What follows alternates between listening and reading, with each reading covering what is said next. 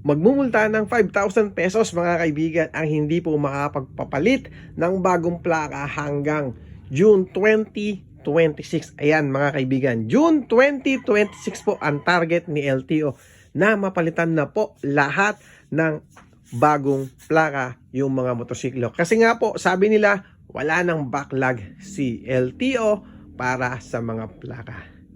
Sa mga hindi pa po nakakakuha ng bagong plaka, pumunta na po kayo sa mga caravan ni LTO at kumuha ng bagong plaka. Lalo na yung mga 2017, sigurado po ako niyan na meron ng plaka yung mga yan. Yung 2018 pataas naman po ay nasa regional or nandoon po sa mga dealer natin at saka sa yung 2013 pababa naman, ito naman po ay titingnan nyo din sa LTO tracker kung meron ng available na plaka. Okay? So paglilinaw lang at ulitin ko sa inyo, June 2026 hanggang doon lang po yung target ni LTO na mabigyan tayo ng lahat ng plaka. Kapag lumampas na po yan, na wala tayong bagong plaka, maaari tayong magmulta ng 5,000 pesos. Kaya kumuha na po tayo ng bagong plaka. Okay? Thank you!